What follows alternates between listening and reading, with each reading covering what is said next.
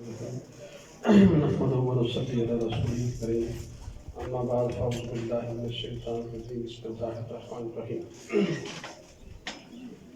جناب مولانا عبدالرزاق خان صاحب، جناب مولانا محمد فاروق کشمیری خان صاحب، جناب سردار بشیر خان صاحب، یہاں پہ ہیڈ ماسٹر ریٹائرڈ حمزہ صاحب، اور یہاں بہت سے ہمارے اساتذہ یہاں پہ تشریف فرما ہیں. جیدہ نام لوں گا اور بہت ہی ہمارے بزرگ یہاں بیٹھے ہوئے ہیں. نام لوں گا تو ٹائم کا ویسٹیج ہوگا اور ساتھ ساتھ چونکہ ٹائم بھی نماز کا ٹائم بھی ہے. میں سب سے پہلے تو آپ تنظیم جو یہاں پہ ویلفیئر ایسوسیشن ہے اس کو مبارکباد دیتا ہوں کہ آپ نے ایک بہت اچھے ایک پروگرام کا انعقاد کیا.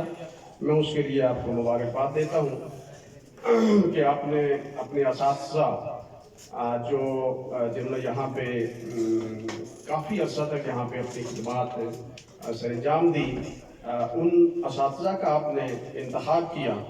اور وہ ایسے اساتذہ تھے کہ جب میں نے ان کا نام سنا تو آپ نے مجھے بلایا تو میں نہ چاہتے ہوئے بھی انہوں نے مجھے کھینچ کے یہاں پہ لے کر آئے کہ مجھے یہاں پہ جانا چاہیے اور ہر حالت پہ جانا چاہیے اور اس میٹنگ میں مجھے موجود ہونا چاہیے، اس لیے کہ وہ ایسے عظیم لوگ تھے کہ جن کی عظمت کو آپ نے سلام کیا، میں بھی سلام کرتا ہوں اور ہماری پوری سوسائٹی جو ہے وہ ان کو سلام کرتی ہے. میں سوچ رہا تھا کہ یہاں پہ بات ہو رہی تھی اساتذہ کی اور یہاں پہ عزت اور احترام کی بات ہو رہی تھی، تو میں نے کہا بہت سے ہمارے اساتذہ ہیں جو بہت قابل احترام ہیں، جنہوں نے بڑا کلیدی یہاں پہ رول پلے کیا، اپنے اسکولز میں یہاں پہ پڑھایا. لیکن آپ نے 4 کا انتخاب کیا. یہ 4 کا انتخاب کیوں کیا؟ ایک تو یہ ہے کہ ان کا تعلق یہاں سے ہے، دوسرا یہ تھا کہ آپ نے ان 4 کا انتخاب کر کے یہ ثابت کیا کہ یہ وہ لوگ تھے کہ جن کی غیر معمولی خدمات ہیں، جن کا قد اور کاٹ اور جن کی جو سروسز ہیں وہ ناقابل فراموش ہیں.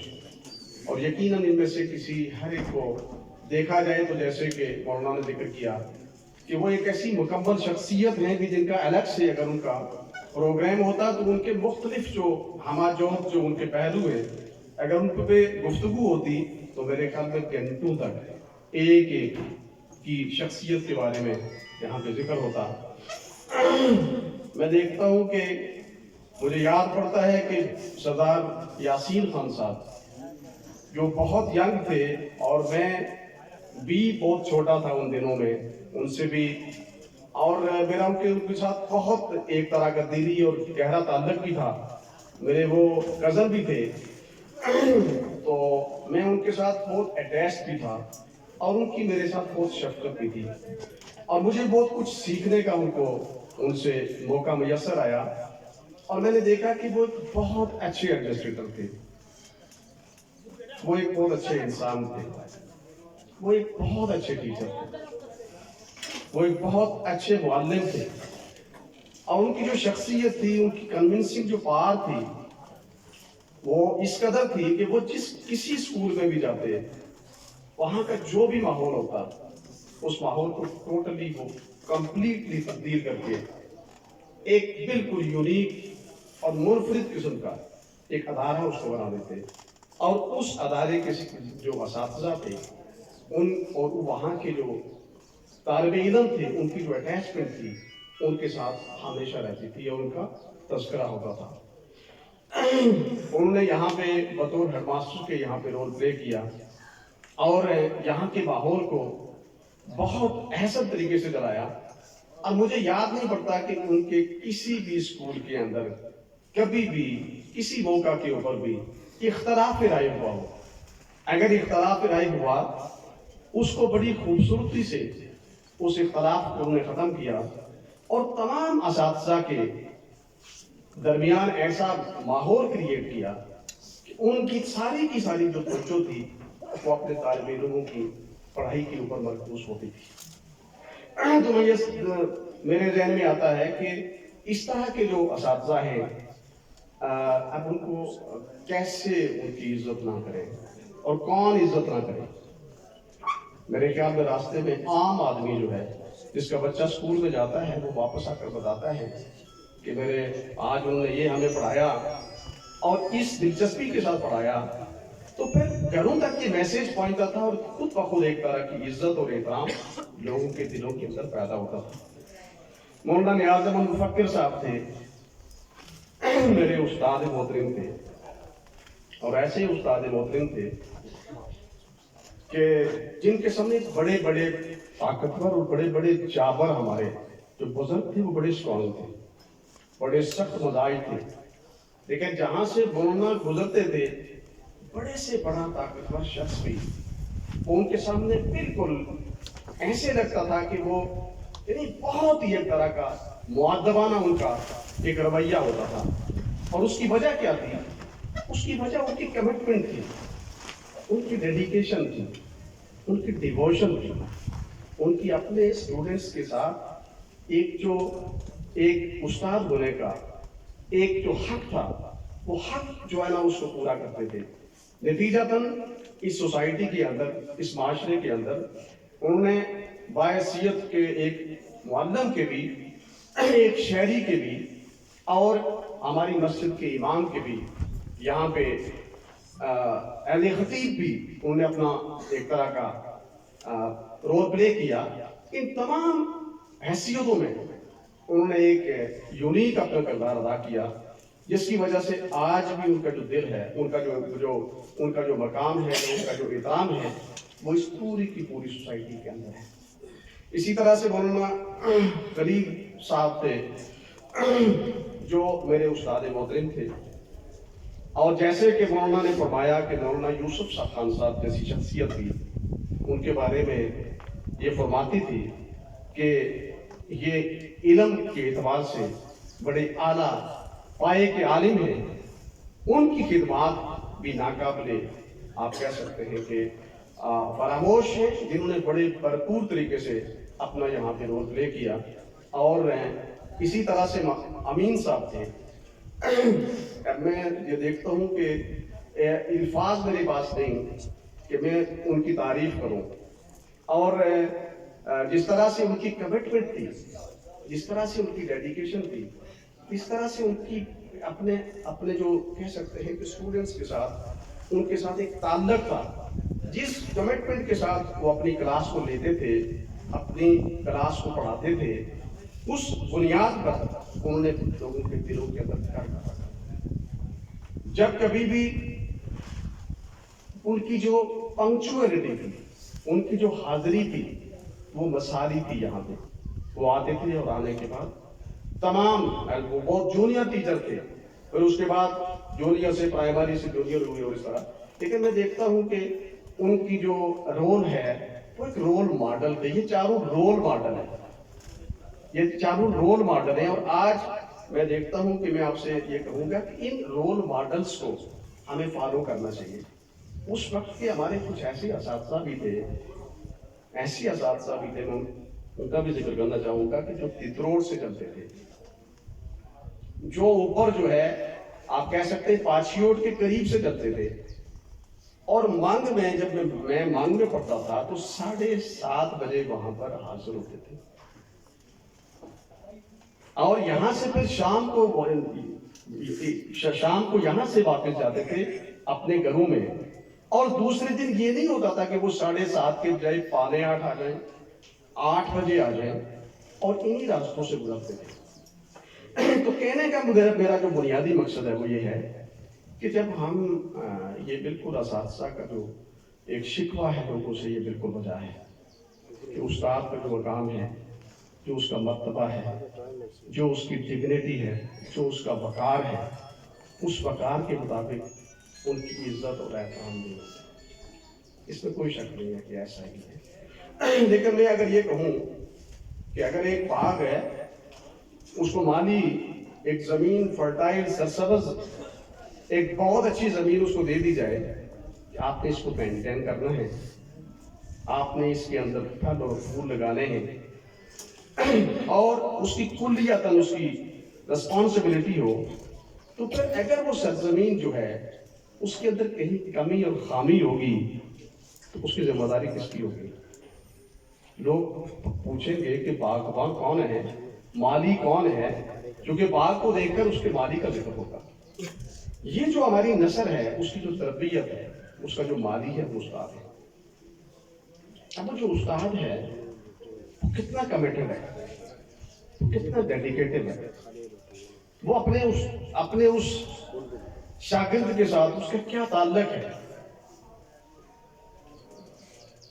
یہ اس کو یہ بات جو ہے یہ ثابت کرے گی کہ بھائی اس کی سوسائٹی میں کیا عزت ہے، اس لیے کہ وہ جو کمٹمنٹ ہے وہ واپس ری پے کرے گی ریسپیکٹ کو، وہ آنر کو اور پرسٹیج کو۔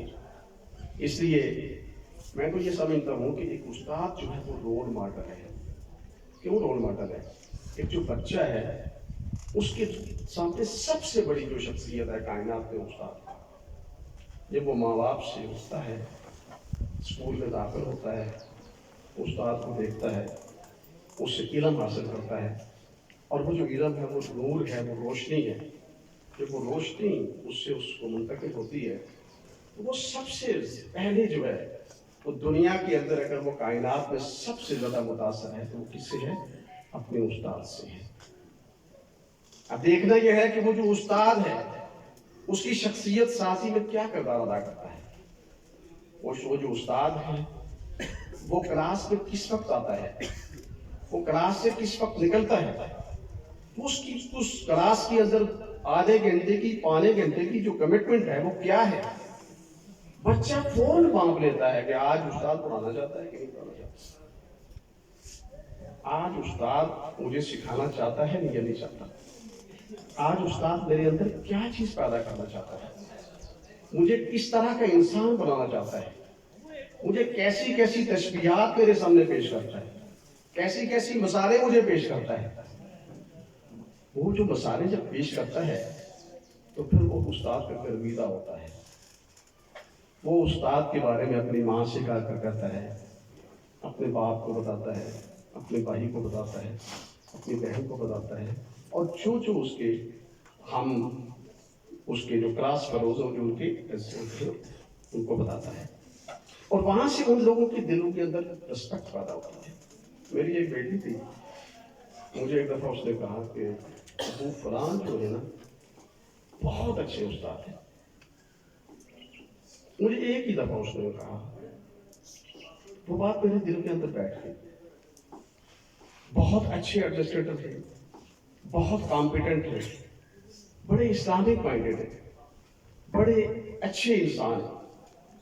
ایک ایسا موقع آیا کہ جب مجھے کسی آدمی کو پلیس کرنے کے لیے کہا گیا کسی پوزیشن کے اوپر، تو وہ بیک آف دی مائنڈ میری بیٹی کی ایک جو بات تھی، اب عام حالات میں ڈسکشن ہو رہی تھی، کوئی خاص اس پہ نہیں تھی، تو میں نے سوچا کہ وہ جو میری بیٹی نے اکیلے میں بیٹھ کے کہا تھا کہ یہ بڑا اچھا انسان ہے، اس نے پوری کی پوری اس یونیورسٹی، اس کالج کے اندر اس شخصیت کا نام لیا، تو اس کا مطلب ہے کہ یہ بڑا پیاری اور بڑا قابل شخص ہے کہ جس نے بچوں کو اس قدر متاثر کیا ہے۔ تو میرا کہنے کا مقصد یہ ہے کہ سوسائٹی کے اندر جب بگاڑ پیدا ہوگی تو سچی بات یہ ہے کہ سب سے جو پڑھے لکھے لوگ ہیں، سب سے جو تعلیم یافتہ لوگ ہیں، سب سے جو کمپیٹنٹ لوگ ہیں، اور جن کی اوپر ریاست نے ذمہ داری لگائی ہے کہ آپ نے بچوں کی تربیت کرنی ہے، آپ نے صرف بچوں کی تربیت کرنی ہے،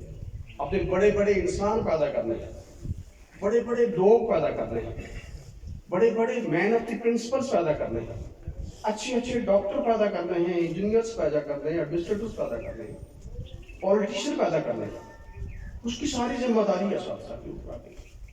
اب استاد جو ہے اس نے پھر اب اس کی ذمہ داری ہو گئی، اب اس کی ذمہ داری پر اس کے بعد پھر کیا کیا اس نے؟ سوسائٹی ایک غریب معاشرے کے اندر اس کو ایک ریزنیبل ریمنڈیشن جس کو کہتے ہیں پے اس کو دی گئی، آنریبل، ریسپیکٹفل، کہ یہ آپ نے لینا ہے اور اس کے عفظ آپ نے بچوں کی تربیت کرنی ہے۔ تو میرا کہنے کا مقصد یہ کہ میں اکثر یہ کہتا تھا اپنے جونیئرز کو بھی کہ یہ جو کچھ ہمیں ملتا ہے، جو تنخواہ ہمیں ملتی ہے 8 گھنٹے کی ملتی ہے اور ایڈمنسٹریشن میں 24 گھنٹے کی ہوتی ہے۔ رات کے 2 بجے ہیں، رات کے 3 بجے ہیں، رات کے 4 بجے ہیں، انسیڈنٹ ہوتا ہے، ایڈمنسٹریٹر ذمہ دار ہے کہ وہاں پر پہنچے۔ تو یہ جو ہمیں ریمونریشن 8 گھنٹے کی ملتی ہے، اب سب اساتذہ یہاں بیٹھے ہیں، بہت ہی قابل احترام ہیں، کیا یہ 8 کے 8 گھنٹے ہم کلاسز میں اپنے بچوں کو دیتے ہیں؟ میں نے پڑھا کہ جاپان میں پورے سال میں جاپان میں 1 مرتبہ یا 2 مرتبہ ٹرین آدھا سیکنڈ یا آدھا منٹ یا 1 منٹ لیٹ ہوئی۔ پورے جاپان میں انڈر گراؤنڈ ٹرین ہے، پورا سسٹم موجود ہے، لیکن لیٹ ہوئی، اس کے بارے میں پوچھ ہوئی کہ یہ آدھا منٹ کیوں لیٹ ہوئی۔ کبھی ہم نے اپنے آپ سے پوچھا کہ ہم 1 گھنٹہ کیوں لیٹ ہیں؟ ہم 1 گھنٹہ، آدھا گھنٹہ 10 منٹ کلاس سے دور کیوں ہیں؟ میں اکثر یہ کہتا ہوں کہ یہ جو 8 گھنٹے کی ہمیں ریمونریشن ملتی ہے، یہ جو پیمنٹ ہمیں ہوتی ہے، اس کے عوض جو ہم کام کرتے ہیں، جو میں نے بھی کیا اور آپ بھی کرتے ہیں، اللہ کے ہاں اس کا ریوارڈ کیا ہوگا؟ میرے نزدیک اگر اللہ دینا چاہے تو وہ تو رب العالمین ہے، لیکن جو میں نے کام کیا 8 گھنٹے، جو مزدوری میں نے کی، اس کی قیمت میں نے لے لی۔ اب کھاتا برابر ہو گیا، کچھ نہیں، میرے کھاتے میں کچھ نہیں ہے، میں نے جو کچھ کیا مجھے مل گیا۔ میں ثواب کہاں سے حاصل کروں گا؟ میں نیکی کہاں سے حاصل کروں گا؟ میں اچھائی کہاں سے حاصل کروں گا؟ میں جو وہ ترازو ہے کہ جس کے اندر ہوگا ایک طرف یہ تولنا ہے اور طرف وہ کرنا ہے، وہ کہاں سے آئے گا؟ یہ جو میں نے کیا اس کا تو معاوضہ میں نے لے لیا دنیا میں۔ میں جس کیپیسٹی میں تھا میں نے لے لیا، آپ ٹیچر ہیں آپ نے لے لیا، میں ایڈمنسٹریٹر تھا میں نے لے لیا، ایک پروفیسر نے لے لیا، ٹھیک ہے؟ تو اس کا کیا ہے؟ ہاں، اس کے علاوہ اگر ہم 8 گھنٹے کے علاوہ اپنے اسٹوڈنٹس کو 1 گھنٹہ یا 2 گھنٹے پڑھاتے ہیں، اس کا مطلب یہ ہے کہ 2 گھنٹے اگر ہم فری پڑھاتے ہیں تو وہ ہمارے کھاتے میں لکھا جائے گا کہ یہ فری انہوں نے بچوں کی 2 گھنٹے تربیت کی تھی، اس تربیت کا ان کو یہ صلہ ملنا چاہیے، یہ صلہ اس کو ملنا چاہیے۔ تو میرا کہنے کا مقصد یہ ہے کہ یہ جو اساتذہ ہے، اساتذہ کا جو کردار ہے سوسائٹی کے اندر، آپ دیکھیں میرے بہت ہی بزرگ، میرے بہت ہی قابل احترام اساتذہ، میرے پروفیسر صاحبان یہاں بیٹھے ہیں، سوسائٹی میں آپ جائیں دیکھیں، کیا انجینئر اچھا کام کر رہے ہیں؟ کیا ڈاکٹر اچھا کام کر رہے ہیں؟ کیا وکیل اچھا کام کر رہے ہیں؟ کیا ایڈمنسٹریٹر اچھا کام کر رہے ہیں؟ کیا ٹیچر اچھا کام کر رہا ہے؟ اگر اچھا کام کر رہا ہے اور کمیٹڈ ہے، اس کا مطلب یہ ہے کہ ٹیچر نے اپنا فرض پورا کر لیا۔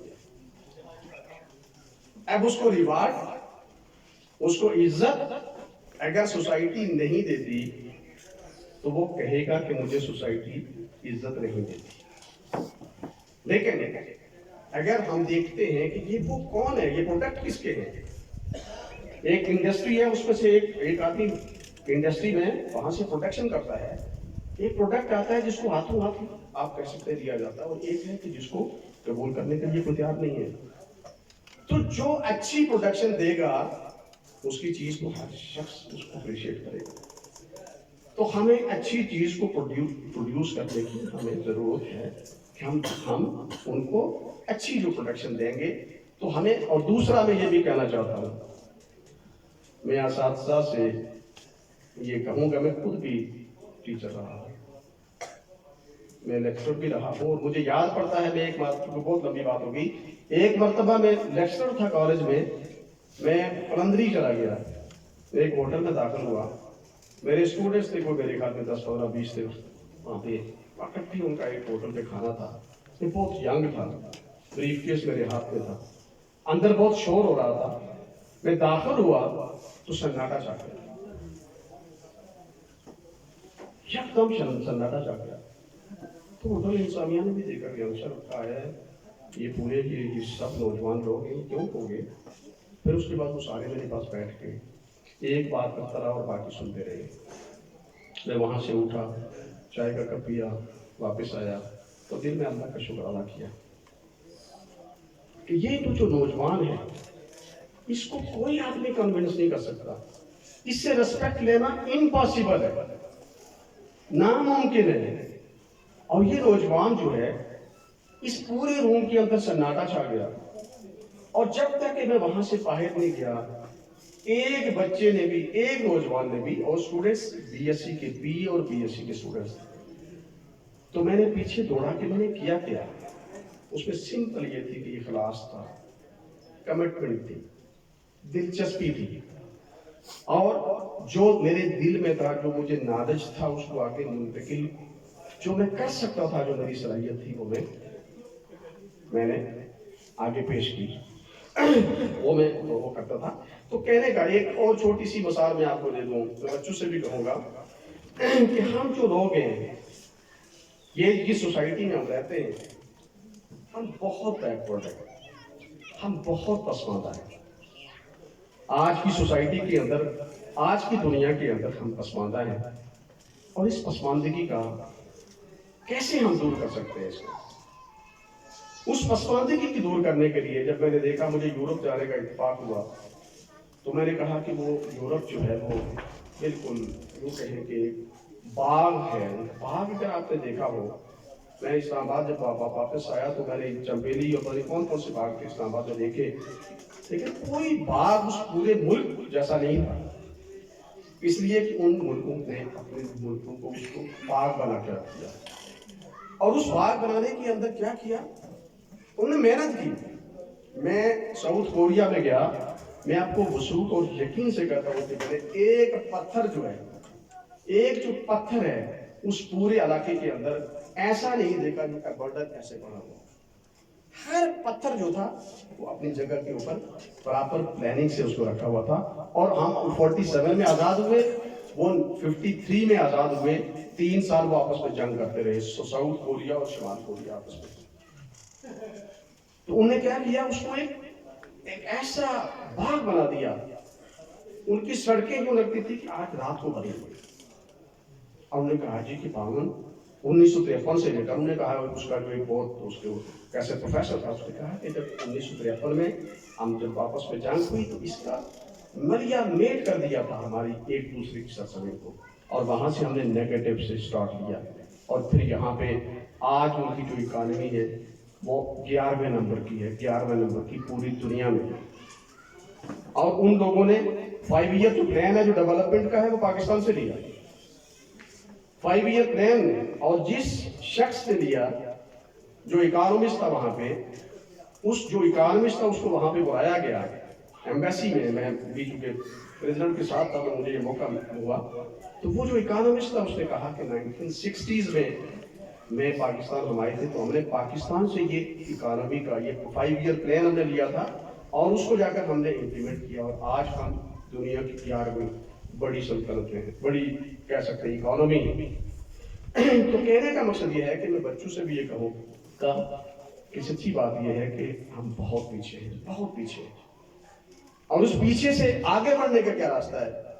आगे बढ़ने का सिर्फ एक ही रास्ता है, और वो रास्ता है मेहनत का, वो रास्ता है स्ट्रगल का, वो रास्ता है एक दूसरे को स्ट्रेंथन करने का, वो रास्ता है पूरी काम के मिलकर एक दूसरे को आगे बढ़ाने का। उस्ताद अपनी काम करे, एडमिनिस्ट्रेटर अपना काम करे, हर शोबे का शख्स जो है अपना काम करे, और बच्चा जो है, स्टूडेंट जो है वो अपना काम करे।